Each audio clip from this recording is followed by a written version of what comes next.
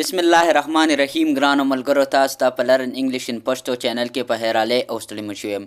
ملګرو، په ننني کلاس کې مې ستاسو لپاره ډېرې مهمې جملې راوړي دي چې تاسو دا زده کړئ، نو دې سره به ستاسو انګلیسي ډېره مضبوطه شي. راځئ چې خپل نننی کلاس شروع کړو، وخت نه خرابوو. پیلنۍ جمله موږ سره څه ده؟ کم هیلپ می، راشه زما مرسته وکړه. که موږ چېرته یو کس ته وایو چې راشه زما مرسته وکړه، مدد مې وکړه، نو په انګلیش کې به ورته وایي کم هیلپ می. ډک یور هیډ، خپل سر ښکته کړه. که موږ چېرته یو کس ته وایو چې هلکه دا ستا چې کوم سر دی دا ښکته کړه، نو په انګلیش کې به ورته وایي ډک یور هیډ. موږ ورته داسې هم ویلی شو بو یور هیډ، بو BOW بو. ایوری ون ډیډ ویل، ټولو ښه وکړو. که چېرته موږ یو ځای کې یو کار وکړو او موږ یو کس ته وایو چې هلکه ټولو ښه کار وکړو یا ټولو ښه څیز وکړو، نو په انګلیش کې به وایي ایوری ون ډیډ ویل. Everyone has fault، هر چا کې خرابینې شته یا هر چا کې خرابینې ای. که موږ چېرته یو کس ته وایو چې هلکه په هر چا کې غلطیانې خرابینې، نو په انګلیش کې به وایي everyone has faults. go somewhere else، چېرته بل خواته لاړ شه. که موږ چېرته یو کس ته وایو چې هلکه چېرته بل خواته لاړ شه، دغه ځای ته مه ځه، نو په انګلیش کې به ورته وایي go somewhere else. keep it clean، دا صفا ساته. که موږ چېرته یو کس ته وایو چې دا سیز صفا ساته یا دا صفا ساته، نو په انګلیش کې به ورته وایي keep it clean. don't share it، دا مه شریکوه. که موږ چېرته یو کس ته یو سیز وښیي چې هلکه تا ته مې دا سیز وښود، خو دا بل چا ته مه ښیه یا بل چا سره یې مه شریکوه، نو په انګلیش کې به ورته وایي don't share it. he is coming، هغه را روان دی. که موږ نه چېرته یو کس د یو بل کس په باره کې تپوس وکړي چې هغه څه شو، موږ ورته وایو چې هغه خو را روان دی، نو په انګلیش کې به ورته وایي he is coming.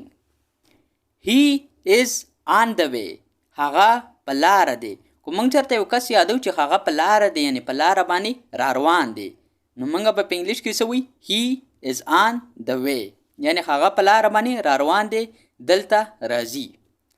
I want apologize، زه بخښنه غواړم. که موږ نه چېرته یو غلط کار وشي یا یو خراب کار د موږ نه وشي او موږ د یو کس نه بیا بخښنه غواړو، نو موږ به ورته په انګلیش کې څه وایي I want apologize.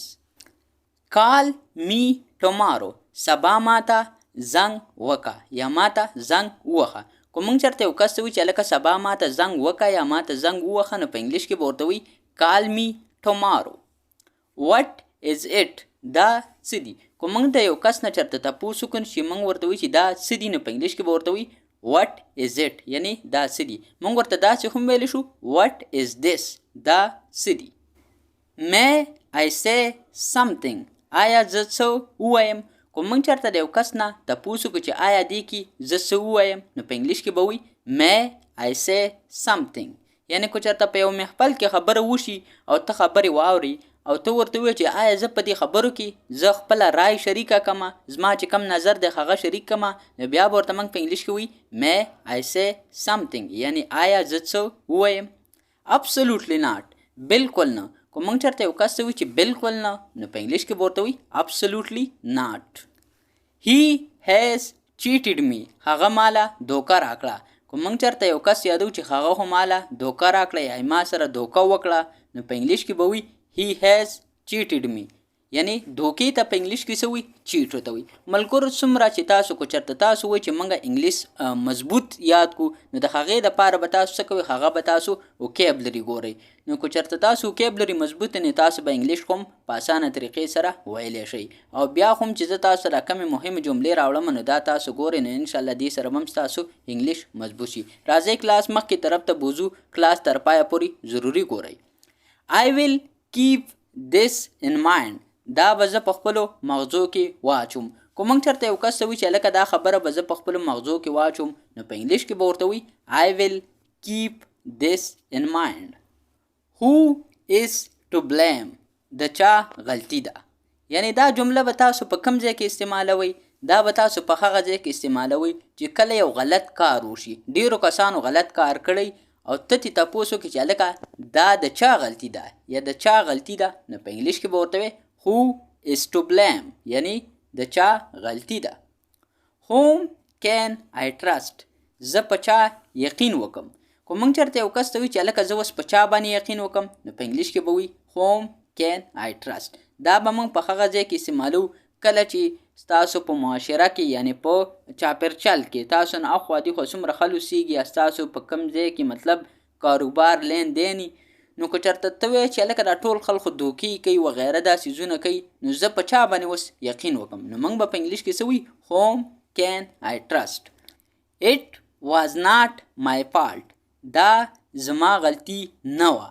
کو چېرته یو غلط کار شوی تاسو خو به په کور کې یاستئ یا تاسو چې خپل ملګري کمي تاسو چېرته پخوا زمانه کې یعنې مخکې وخت کې تاسو چېرته یو غلط کار شوی او ته وایې چې هلکه هغه کوم کار چې شوی و دا زما غلطي نه وه یا هغه زما غلطي نه وه، نو موږ به په انګلیش کې څنګه وایو it was not my fault یعنې دا یا هغه مطلب زما غلطي نه وه. You just waste your time. ته خسې خپل وخت خرابوي.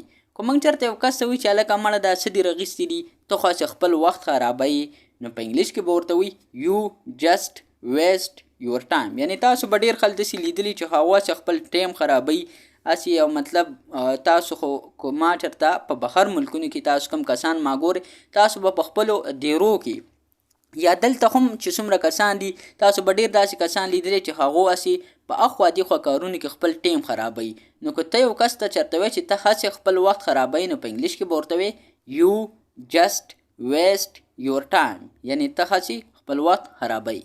ملګرو دا و زموږ نننی کلاس چې په دې کلاس کې ما ستاسو دپاره دا مهمې جملې راوړې وي.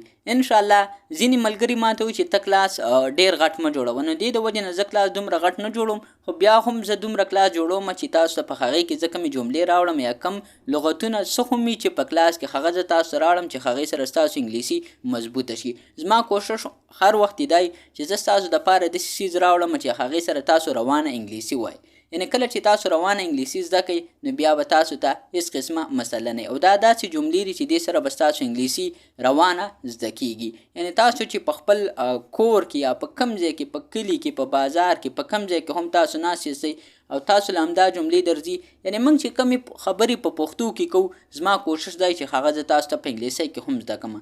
یعنې تاسو به زما په چینل کې وګرځئ، تاسو ورشئ وزټ وکئ، ما ستاسو دپاره په هر ټاپک باندې کلاسونه جوړ کړي دي او تاسو هلته تللی شئ هغه هم کتلی شئ. نو دې سره به ستاسو که چېرته تاسو دکان ته ځئ، که چېرته تاسو په کمپنۍ کې کار کوئ یا که چېرته تاسو سفر کوئ په ګاډي کې یعنې څه هم تاسو کوئ نو هغې دپاره ما ځان له کلاسونه جوړ کړي دي تاسو دپاره او تاسو هلته تللی شئ هغه کتلی شئ.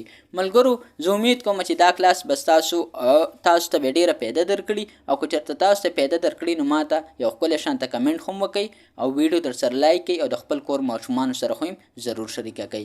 ملګرو اوس ماله اجازت راکړئ، انشاءالله تاسو سره به په یو بل نوي کلاس کې ملاقات کیږي. د خپل ځان ډېر خیال ساتئ.